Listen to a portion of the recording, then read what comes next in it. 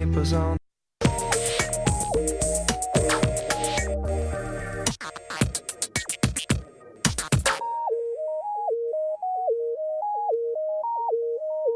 verdad es que los refranes siempre tienen su base en un comportamiento social y en la repetición de los hechos y la mayoría, el 99%, pues son casi métodos a seguir, ¿no? Hay un refrán que dice que la unión hace la fuerza, evidentemente, y por eso últimamente cuando hay enfermedades que quizás no tienen la atención debida por parte de los colectivos, digámoslo así, de investigación, etcétera, pues porque, en fin, no se encuentran las vías, las propias personas que lo padecen o los entornos familiares hacen asociaciones y se reúnen para crear más fuerza a la hora de exigir o de pedir que se investigue y se conozcan mejor estos trastornos, ¿no? Uno de ellos es el de la atención, el déficit de atención de los niños con o sin hiperactividad. Y por eso están aquí nuestros invitados presentes para presentar una de estas asociaciones, que es la de los niños con este déficit de atención. María Ángeles García, ¿qué tal? Bienvenida. Buenos días. Y Francisco Javier Guzmán, que es el presidente, la secretaria y el presidente. Bienvenidos. Sí. Muchas gracias. Bien, ahora vamos a desarrollar en qué consiste esta asociación y qué se persigue y saber un poquito más de estos niños, ¿no?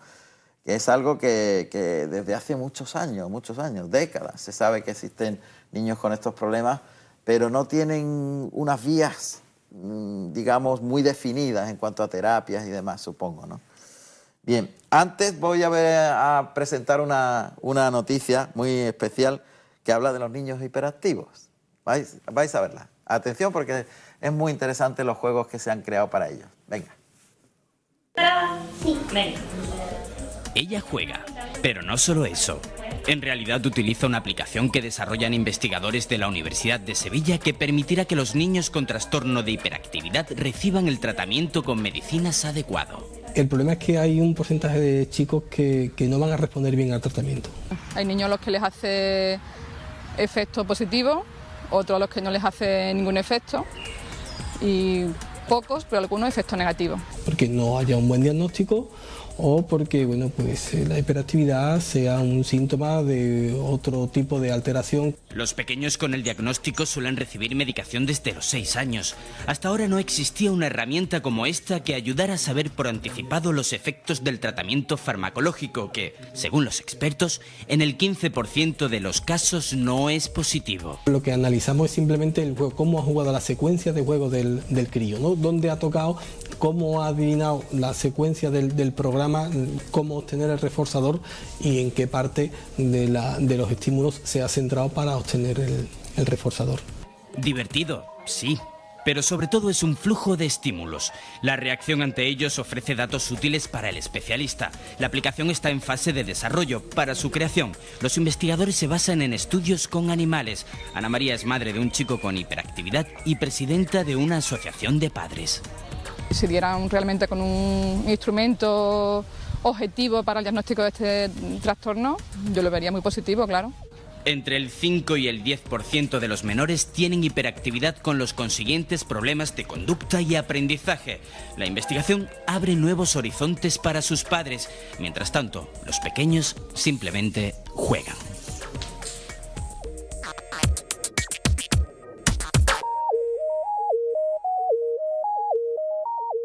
Entre el 5 y el 10%. Eso es un porcentaje altísimo.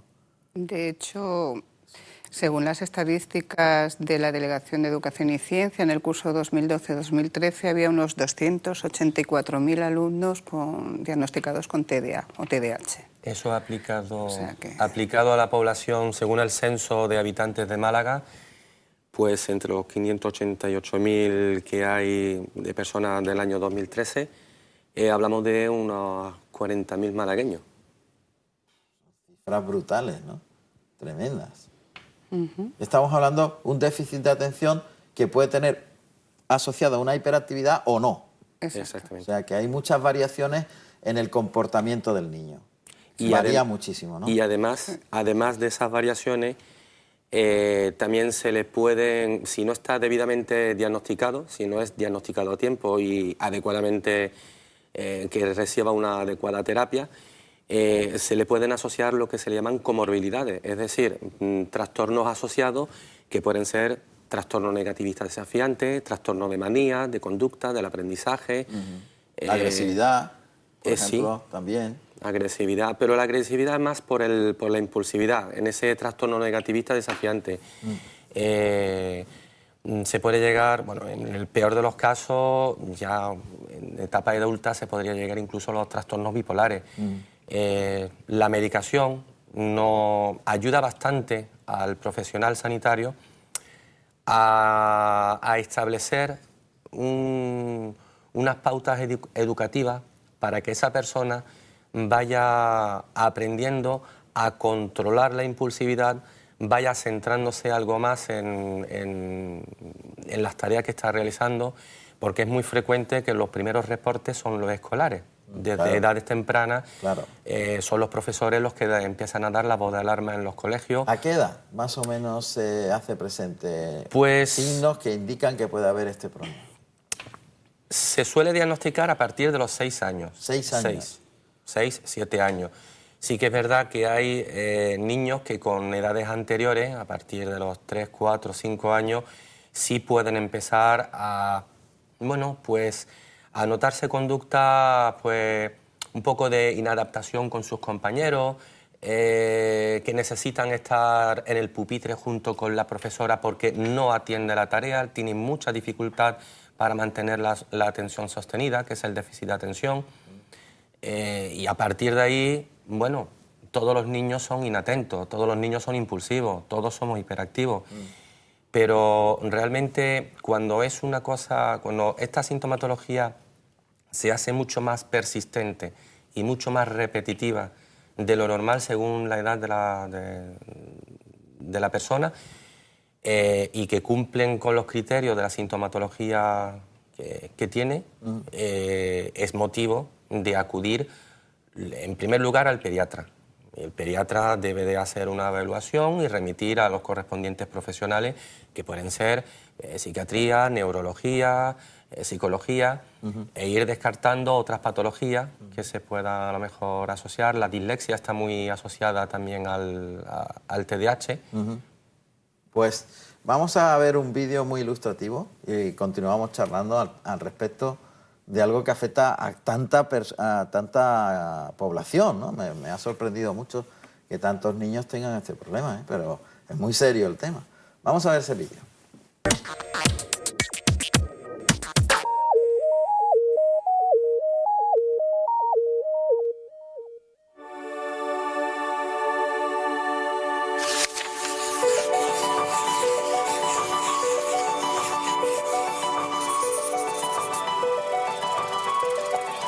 En los niños con trastorno por déficit de atención e hiperactividad, o TDAH, como se llama habitualmente, los síntomas de falta de atención, hiperactividad e impulsividad obstaculizan la realización de las actividades diarias. Como el perfil sintomático puede variar, es importante que el tratamiento se adapte a las necesidades individuales de cada niño. La combinación de tratamientos psicosociales y farmacológicos puede ser necesaria. Se han realizado investigaciones científicas para determinar los efectos de los tratamientos psicosociales y farmacológicos sobre el cerebro del paciente con TDAH. Se ha comprobado que los medicamentos para el TDAH actúan sobre las funciones de ciertas sustancias químicas naturales del cerebro, en particular la dopamina y la noradrenalina, que son compuestos que transmiten mensajes entre las neuronas. Estas sustancias químicas son importantes para que el cerebro funcione con normalidad en términos de movimiento, atención, aprendizaje y activación. Las pruebas sugieren que los sistemas que controlan las concentraciones de estos compuestos químicos están alterados en el TDAH y que ello contribuye a generar los síntomas de falta de atención, hiperactividad e impulsividad. Se cree que los medicamentos para el TDAH actúan sobre estos sistemas para estimular la comunicación química entre las células nerviosas. Por ejemplo, se ha señalado que podrían reducir la eliminación de la dopamina, que podría ocasionar la mejoría de los síntomas nucleares del TDAH.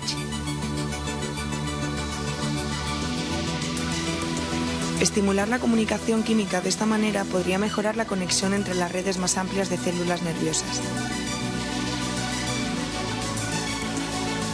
estudios de neuroimagen que indican que los medicamentos para el TDAH podrían funcionar actuando sobre las redes cerebrales que afectan a la atención y a la inhibición de la conducta impulsiva. Junto con estos efectos, se ha observado que con el tiempo, el uso de estimulantes también ayuda a normalizar el tamaño de estas estructuras cerebrales que, por lo general, son más pequeñas en los niños con TDAH que en los que no padecen este trastorno. Estas estructuras intervienen en procesos como la memoria, la atención, el pensamiento y el lenguaje. También con los tratamientos psicosociales se han observado algunos cambios cerebrales, estructurales y funcionales, aunque los datos disponibles son limitados. Como ocurre con todos los medicamentos, los del TDAH pueden producir efectos secundarios. Es importante usar la medicación como lo indique el médico y tener un plan definido para vigilar y controlar los efectos secundarios. El tratamiento del TDAH puede ayudar a controlar los síntomas más importantes, pudiendo mejorar las habilidades sociales, la autoestima y en algunos casos el rendimiento académico.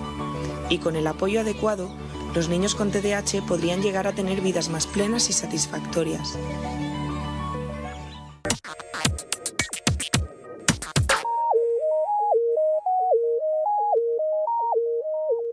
Muy bien, la verdad es que es muy interesante, sitúa el problema en el cerebro, ese gran desconocido todavía, pese a que los avances han sido espectaculares en el conocimiento del cerebro, pero siempre ha sido el gran desconocido, ¿no?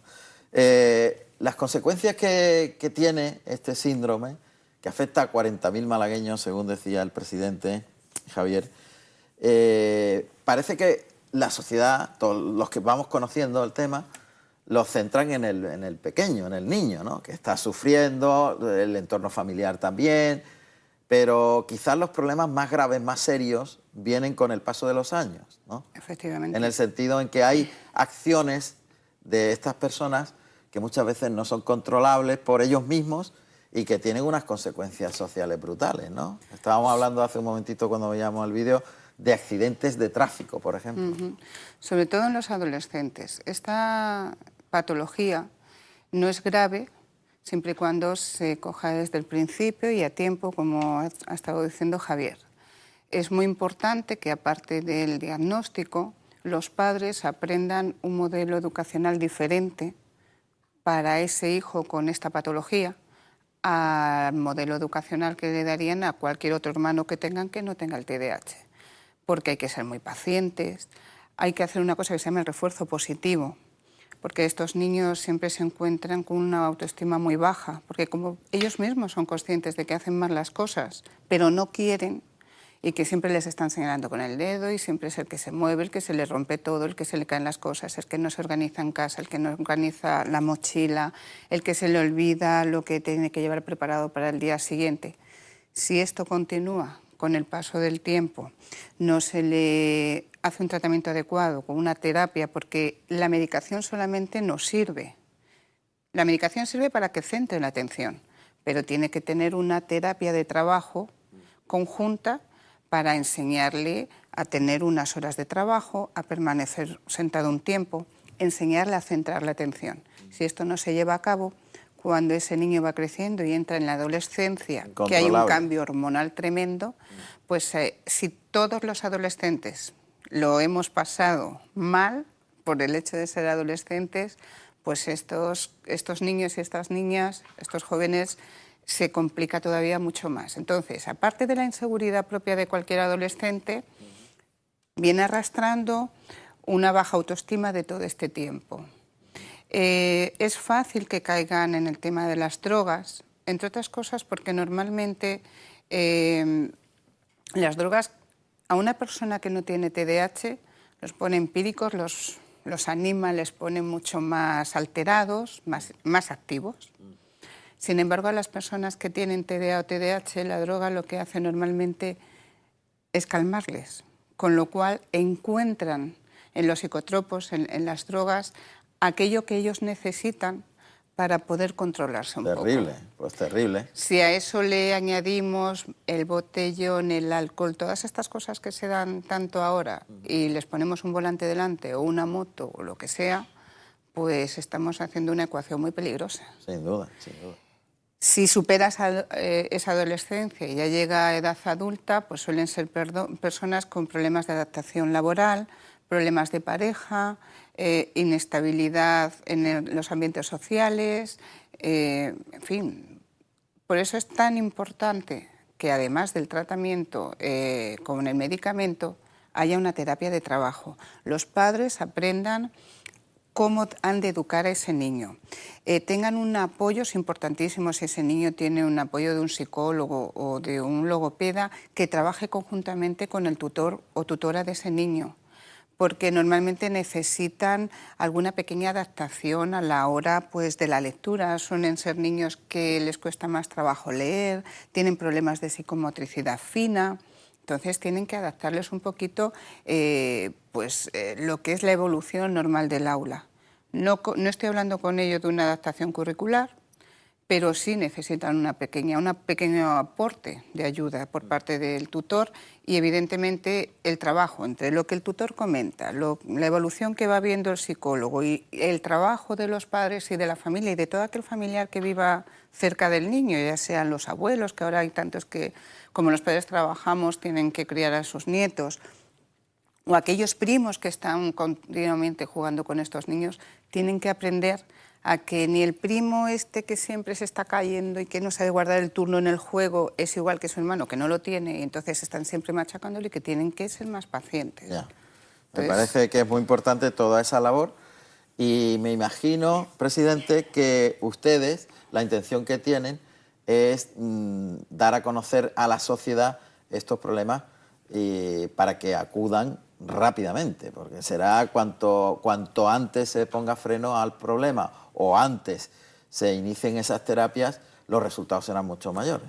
De hecho, es agradecerle a vuestra cadena de televisión el poder llegar a través de vuestra audiencia y dar este mensaje a la sociedad malagueña, además de abrir otras líneas, diversas líneas, de colaboración con administraciones y con entidades donde realmente el sistema educativo, el sistema sanitario, donde también el profesorado en ese sistema educativo participe algo más activamente, que disponga de las herramientas adecuadas para poder saber reconducir el aula a los niveles normales de educación y evitar o saber cómo hacer frente a las conductas disruptivas que tienen un hiperactivo o a la lentitud que tiene una persona con déficit de atención, porque bueno, hay niños que a lo mejor para hacer una simple tarea de 2 multiplicaciones o hacer 2 líneas de caligrafía, pues pueden estar 3 horas. Entonces, eso atrasa la clase. Nosotros, desde la asociación, además de difundir a toda la sociedad malagueña, queremos pues eso, que los profesionales y todas las personas que estén implicadas en el desarrollo desde la infancia hasta la etapa adulta, pues tengan conocimiento, se conciencien y se sensibilicen y dispongan de esta herramienta que nosotros pues ofrecemos. Tienen ya una página web, van a hacer una presentación el próximo día 17 en el ámbito cultural del Corte Inglés, para que todo el mundo se entere de que pueden acudir a asesoramiento al menos, a ayuda, etcétera, en la asociación, ¿no? Exactamente. Nosotros... ¿Cómo se llama la página web? www.tdah Málaga, todo junto, de trastorno de déficit de atención con hiperactividad, tdahmálaga.org. Ahí se pueden informar de cómo... Perfectamente, y ponerse en contacto con nosotros, ya le indicamos dónde deben de acudir, ya le facilitamos toda la información, y aquellos que no puedan a lo mejor llamarnos por teléfono, pues también disponemos de correo electrónico, y bueno, más adelante intentaremos progresivamente ir ampliando la forma de contactar con nosotros mediante formularios para aquellas personas pues, que no dispongan de los medios. En realidad hoy ya casi todo el mundo tiene, pero por si acaso, ¿no? Por si acaso. Porque están empezando, llevan un mes escaso, ¿no? Sí, hombre, con el proyecto llevamos tiempo porque, entre otras cosas, nosotros mismos, nuestros hijos, nos vemos afectados, estamos afectados. Entonces, yo como madre siempre me he visto en la necesidad de buscar un apoyo de alguien, porque al principio, hasta que conoces esta patología, estás muy perdida porque sabes que tu hijo no actúa ni se comporta igual que sus hermanos. Te están diciendo que lo hace todo mal, pero no sabes qué ocurre, nadie te sabe explicar. Claro. Inclusive a veces vas al pediatra y le dices, mira, ¿qué le está pasando al niño? Le pasa esto, pero yo no te puedo llegar hasta más, ¿no? Entonces, hemos visto la necesidad de crear esta asociación para padres como nosotros, cuando empezamos en el mundo asociativo, que nos encontrábamos tan perdidos, que necesitábamos ayuda, porque además es verdad que vemos que los padres están muy desesperados, porque no saben qué hacer, no saben dónde acudir, no saben cómo comportarse con el niño. Normalmente, como le centran tanto la atención a este niño, los hermanos empiezan a decir, oye, papá, oye, mamá, que yo estoy aquí. Que yo estoy aquí, que a mí no me estás dando la atención debida. Claro. Entonces, es que no solamente es atender al afectado, es que es atender a toda la familia. Eso es lo que veíamos que en Málaga hacía falta y por eso de ahí crear esta asociación. Me parece muy bien. Es una asociación sin ánimo de lucro, supongo. Efectivamente. Y por tanto es un aporte de sumar, de ayudar. Exacto. Me parece muy bien.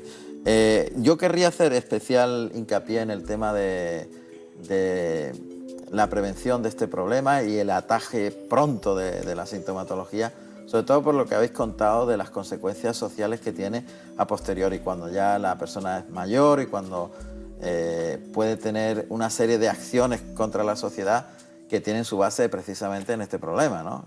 Que a lo mejor el momento de sufrimiento para ustedes, los padres, se produce en la edad temprana y lo viven y lo sufren en ese instante, pero las consecuencias posteriores son dramáticas por lo que acaban de contar, ¿no?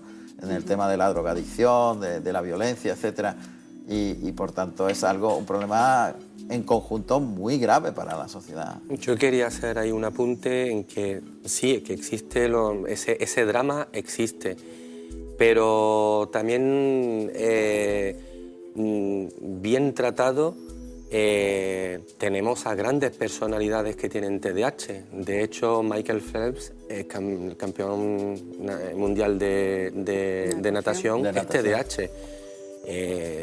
Tenemos al doctor Luis Rojas Marco, que es un prestigioso psiquiatra y que ha hecho una carrera excelente. Hay muchas personas... Sí, claro, que no tiene por qué derivar obligatoriamente en estos problemas y en estos dramas, sino que bien tratado y bien seguido el problema, la persona puede tener un desarrollo vital perfecto y una calidad brillante. De vida, calidad de vida que a fin de cuentas es desde la asociación lo que tratamos, de conseguir que ese niño en el transcurso de su crecimiento y su evolución hacia adulto tenga una calidad de vida igual que el resto de sus hermanos y el resto de la sociedad.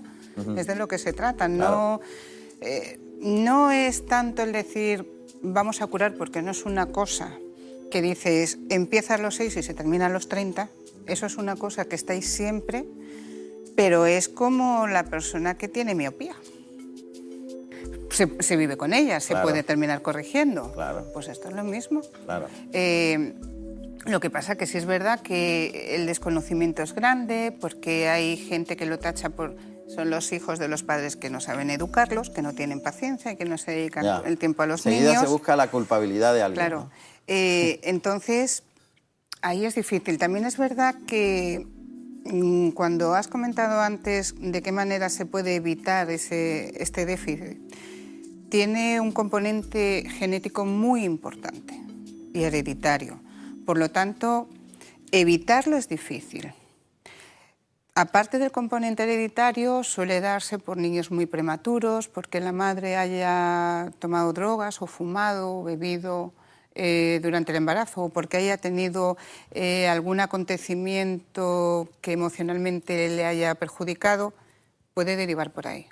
Entonces, no es algo que digas, bueno, el niño nace, lo voy viendo cómo viene, que empieza a ser nervioso y esto lo atajo yo como si fuera el sarampión, le pongo una vacuna. No. Por desgracia no es así. No es así. Pero bueno, si se tienen las herramientas para saberlo detectar a tiempo, eso es importantísimo. Y actuar sobre ello, se puede tener una vida con una calidad de vida perfecta. De hecho, aquí estamos dos.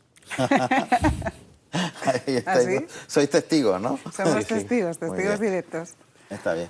Muy bien, pues la verdad es que ha sido muy interesante conocer estos datos el que sepamos que hay un lugar de encuentro para las personas que tienen esta problemática y que es bastante seria y que hay una vía de solución. Eso es muy bonito. ¿De acuerdo? Pues muchísimas Esto no es imposible. No, en absoluto, en absoluto. Además hay que intentar, como sea, detectarlo precozmente, sin duda.